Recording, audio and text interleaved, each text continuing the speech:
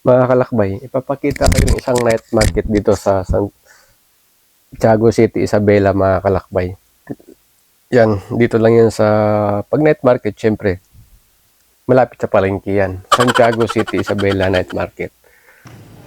So, dito sa bungad pa lang, ito yung dahilan ng usok, mga kalakbay, kanina sa unang video natin, yung ihaw-ihaw. Sarap! Ba't ibang klaseng putahing ihaw-ihaw. Meron naman ditong Riddles Shawarma. So, nauuso ngayon yung mga shawarma, mga kalakbay. Ito naman si tatay, nakakariton lang fried chicken naman. So, dito may napansin tayo, kagaya sa Quiapo, yung sutangho na nag-viral at na-vlog na rin natin. Ito naman yung mga pagkaing pagkaing bahay kung tawagin, mga gulay, bangus, inihaw. Tapos, Daddy's Change Recipe. Dito naman mga pansit naman to, spaghetti. So, iba't ibang klaseng pagkain mahigita dito sa Santiago Night Market. Ito, shawarma ulit ito, mga kalakbay. Winsis Shawarma. So, ito si tatay kakaiba. The original Japanese cake. Nakasakay lang ito sa parang kariton, mga kalakbay.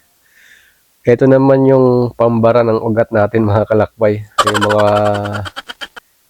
balat ng chicken, tapos calamares, tokong. So kung mahilig kayo nito, ito, hindi mawawala yan sa Santiago Night Market.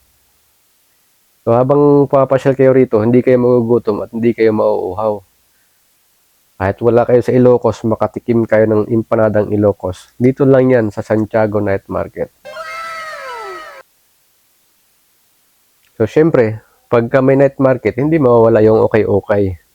Tatak Pilipino yan. Mura okay-okay dito, mga kalakbay, magtaga ka lang. Tag 20, tag 50, may 100. Yan, may iba't ibang klaseng sapatos. Syempre, meron namang hindi okay, mga kalakbay.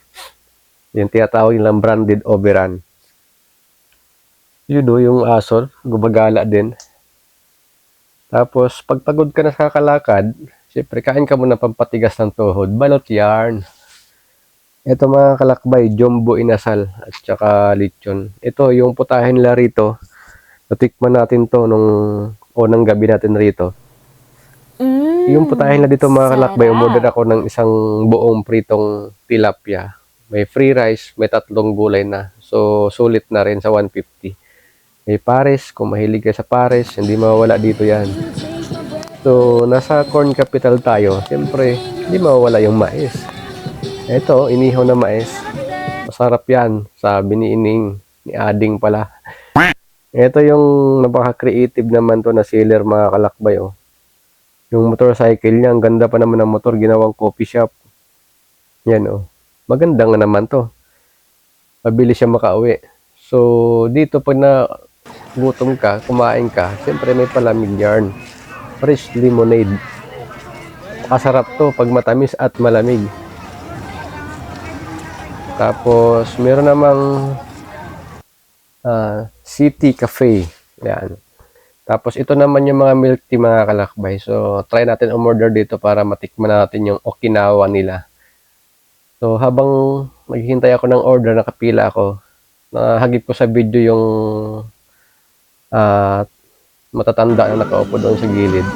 So, nilapitan ko. Si tatay pala ay bulag. So, siyempre, nag-abot na rin tayo ng konting tulong, konting barya. Dahil wala naman talaga tayong buo. So, ayan. Tapos, ito yung order ko. Okinawa. Japanese term yata to. Parang akinato. So, masarap yata to, mga kalakbay.